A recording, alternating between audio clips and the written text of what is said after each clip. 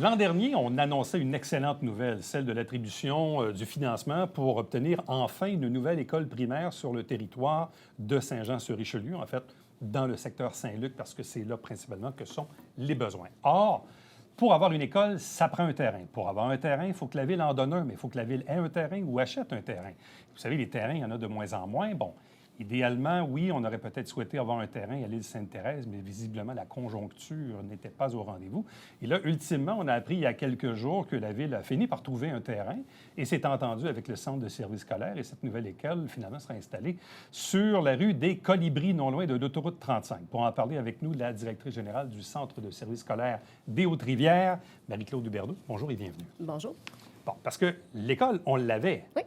On avait les sous, on avait le financement, Oui. mais on n'avait pas le terrain. Comment ça s'est passé? Parce que quand on s'était vu en juin dernier, je pense que le centre aurait préféré, ou en fait souhaitait avoir un terrain à l'île Sainte-Thérèse, mais ce scénario-là, finalement, ne fonctionnait pas. En fait, ici, je nuance. C'est sûr et certain qu'il y a une grosse partie de la population qui émane de ce grand secteur-là, qui n'est pas seulement l'île Sainte-Thérèse, c'est environ 400 élèves. C'est le grand secteur de l'île Sainte-Thérèse, Jean Talon, Fleur-de-Lys. Donc, Saint-Luc essentiellement. Donc, pour nous, dans notre vision des nouvelles écoles, pas juste pour celle-ci, on est quand même le plus rapproché possible du lieu de résidence des élèves. Donc, ici, la Ville a travaillé quelques scénarios et ce qu'il faut comprendre, c'est que des terrains qui répondent aux critères, soit 20 000 mètres carrés, parce que c'est ce que ça prend, ça, c'est dans les normes techniques du ministère, il n'y avait pas tant de possibilités que ça. Donc, quand la proposition des Colibris nous est parvenue, bien, pour nous, c'était tout à fait acceptable parce qu'on est quand même à proximité du secteur névralgique où on a cette clientèle-là. Et c'est un secteur très, très, très dynamique où il y avait plusieurs conditions gagnantes, entre autres des infrastructures qui sont déjà présentes. Et aussi, c'est un terrain qui appartient à la ville. Déjà à la ville. Exactement. Bon. Donc, en termes de respect d'échéancier, c'est vraiment une condition qui est très, très gagnante. Oui, ici. parce que l'île Sainte-Thérèse, évidemment, le terrain appartient à un privé. J'ai l'impression que le propriétaire attend la ville de pied ferme pour négocier si un jour la ville décide de l'acheter. Je sais que certains parents aussi s'inquiétaient de voir peut-être des élèves marcher le long du boulevard Baillargeon alors qu'il n'y a pas vraiment de trottoir. Mais pendant un certain temps, on a pensé que la ville utiliserait davantage son terrain qui est sur Jean Talon, ce qu'on appelle, nous, l'ancien centre Saint-Georges. Là. Mais peut-être que le terrain n'est pas assez grand, je pense. Écoutez, ici... Il était limite un peu, je pense. La mécanique d'attribution, d'acquisition, de cession du terrain, elle appartient vraiment à la Ville ici. Ultimement. Donc, ultimement, c'est ça, c'est son processus. Donc, je ne saurais me prononcer. Par contre, je réitère que les scénarios, là, les terrains qui répondaient aux normes n'étaient vraiment pas si nombreux que ça. Là. Il n'y avait pas un vaste choix. Et en plus, il faut que ça convienne à nous, que ce soit dans un environnement qui convient à ce qu'une école y loge. Là, Bon, quel est l'avantage de ce terrain sur Colibri? Parce qu'évidemment, pour situer les gens, on est en bordure de l'autoroute. Il y a l'usine d'épuration, il y a le stade de soccer, il y a Imagine, le fameux gym, il y a l'école trilingue privée qui est tout juste à côté. C'est un secteur qui est en développement. Il n'y en a plus beaucoup, évidemment, dans la région. Bref, en quoi ce terrain-là est-il conforme, disons, à vos attentes? Bien, premièrement, la superficie qui est là. Il est dans une zone qui n'est pas du tout protégée, donc où l'on pourra construire. Tout à fait. Il y a un boisé qui est prêt, mais il y a une partie qui va rester, qui est actuellement, et c'est important de le dire, qui va rester protégée. On n'ira pas toucher à ça. Ensuite, c'est vraiment quand même proche du secteur où se trouve la clientèle qui ira à l'école. Et il y a des infrastructures déjà au niveau des routes, au niveau de l'accès à l'eau qui sont présentes. Et il y a aussi des installations sportives, culturelles qui vont permettre un partage avec l'école et ensuite, ce sera une réciprocité. Nous aussi, notre école, on va souhaiter la partager avec les citoyens de la municipalité. Donc, ça fait comme un environnement, une espèce de petit quartier autour de l'école qui, pour nous, c'est très intéressant de le voir comme ça.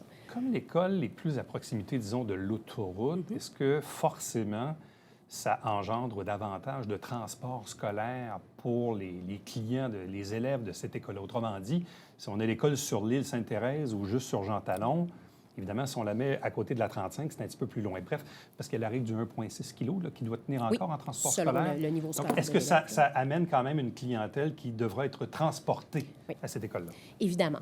Évidemment, là, il est trop tôt pour que je vous donne les chiffres. Oui, il y aura une clientèle qui sera transportée. Par contre, quand on compare à la situation actuelle, les élèves quittent le grand secteur, l'île Sainte-Thérèse, Jean Talon, Fleur-de-Lys, et sont voyagés dans 2 écoles. Ah non, je sais, Notre-Dame du Sacré-Cœur et Joseph-Amédée Bélanger. C'est un temps de transport qui va être considérablement réduit.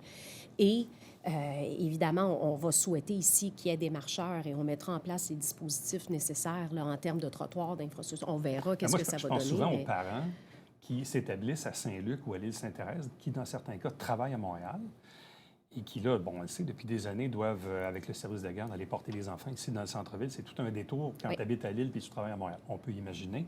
Donc, là, on comprend qu'on reste dans l'axe, pas très loin de la 35. Mais d'ailleurs, j'ouvre une parenthèse, parce que là, cette école-là va comprendre combien d'élèves? Environ 500, 550 à terme. À terme? Oui. Bon, actuellement, les élèves qui vont fréquenter la nouvelle école, ils fréquentent principalement quoi? Notre-Dame-du-Sacré-Cœur dans le Vieux-Saint-Jean. Exact. J. Amédée Bélanger? Oui, Joseph-Amédée Bélanger, qui est tout près de notre centre administratif sur Notre-Dame. Question bizarre, mais ça va libérer de l'espace dans ces deux buildings-là? Tout à fait. Qu'est-ce que ça implique pour vous? Est-ce que c'est utile dans d'autres besoins que je ne connais pas? Bien, c'est utile parce que nos prévisions de clientèle dans ce secteur-là sont vraiment à la hausse. Ah oui? Oui, tout à fait. Dans le Vieux-Saint-Jean, puis En fait, dans le grand secteur de Saint-Jean, en lien principalement avec la clientèle issue de l'immigration puis la démographie qui évolue ici. En fait, ce qu'on prévoit, là, si on compare les données de 2018 de notre clientèle, qui était le début de notre ancienne planification stratégique, et si je me projette en 2027, à la fin de ma planification stratégique actuelle, c'est 32 d'augmentation de la clientèle du centre de service. C'est énorme. C'est énorme. C'est énorme, tout à fait. Vous devez être dans les plus élevés au Québec? En fait, je ne pourrais pas dire pour le Québec. En Montérégie, je peux vous dire que la Montérégie est un des secteurs qui est en plus forte croissance. Je mettrais pas, j'affirmerais pas hors de tout doute que c'est chez nous la plus haute croissance. Parce qu'en même temps, bon, je comprends qu'il y a le phénomène de l'immigration. Des nouvelles constructions, il y en a, mais il n'y en a pas tant que ça non plus. Je comprends qu'il y a encore quelques terrains à développer, notamment du côté Saint-Luc, avec les terres à boucher, là, qui sont déjà dézonées, et qui sait peut-être d'autres projets. Mais bref, de ce que je comprends, il y a une prévision de croissance accrue, pas juste pour le secteur Saint-Luc. En fait, pour l'ensemble du territoire du centre de service, mais c'est Saint-Jean où il y a la plus grande pression clientèle, le grand secteur. Vous savez, c'est quand même curieux. Quand la ville s'est développée, et surtout l'ancienne ville de Saint-Luc, des écoles comme Prévert et Cadevant, que moi j'ai vu construire, de mémoire, j'ai l'impression qu'au jour 1, ces écoles-là étaient déjà en débordement. Non, mais c'est vrai. Tout à fait. La construction n'était pas finie, qu'elles étaient déjà en débordement parce qu'il y avait une croissance démographique assez importante. Est-ce que la nouvelle école va amener, disons, un meilleur équilibre pour que les enfants puissent aller dans une école de proximité par rapport à Prévert, à 80 et cette nouvelle école? C'est exactement l'objectif. Parce que l'idée, c'est que cette école-là, on va devoir déterminer un bassin. Donc, quels seront les quartiers visés pour fréquenter la nouvelle école? Et en même temps, on va revoir l'ensemble des bassins de ce grand secteur-là pour s'assurer qu'on est bien équilibré et qu'il n'y a pas s'il y a des endroits où on peut baisser la pression clientèle parce qu'on sait que c'est un peu moins fort ailleurs, on va replacer les choses d'une façon un petit peu plus équilibrée. Une école en 2024, là, bientôt, quoi, c'est en septembre 27? Septembre 27, bon, septembre 27. C'est quoi les nouvelles règles, le guide de procédure, les règles environnementales, le gymnase, bref, je ne sais pas. Oui. Bâtir une école, je ne sais pas c'est quoi la plus récente au Québec. Je pense qu'il y en avait une à Châteauguay que j'avais déjà vue dans un reportage. À Léry. À Léry. Tout à fait, oui. Ça ressemble à quoi une école nouveau genre, là, nouvelle génération? Au-delà des normes, en fait, nous, on s'est donné une vision. On est en train de compléter un guide des nouvelles écoles. Évidemment, on respecte les normes ministérielles, mais pour nous, c'est une école qui s'inscrit dans son environnement et qui respecte son environnement naturel. Qu'est-ce que ça veut dire? C'est des matériaux durables que l'on adapte à l'environnement physique dans lequel se trouve l'école. C'est des écoles qui ont une durée de vie projetée de 75 ans. C'est une école dont les technologies sont éco-énergétiques. On va viser les certifications les plus élevées. Je ne rentre pas dans les détails, c'est très technique, là, mais géothermie à l'intérieur et tout ça. Donc, c'est des écoles qui, vraiment, se marient dans l'environnement esthétiquement, sont non seulement très attrayantes, mais à l'intérieur, elles sont adaptables et flexibles. Les cloisons ne sont plus fermées, sont malléables en fonction des besoins de la clientèle pour favoriser les apprentissages, parce que c'est bien beau la brique et le mortier, mais il faut que tout ça serve à la réussite. On peut adapter les environnements en fonction de la taille des groupes et des besoins des élèves, parce qu'il y a beaucoup de cloisons flexibles. Et une école nouvelle génération, c'est climatisé, ça? Bien sûr.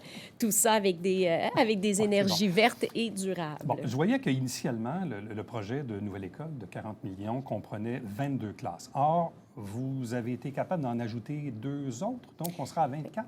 On était au départ à 36 millions pour 22 classes et on s'est vu octroyer un financement additionnel de 4 millions pour arriver à 40 pour 24 classes. Oui. Mais si on est passé donc de 22 à 24, c'est que vous anticipez donc les besoins? Oui.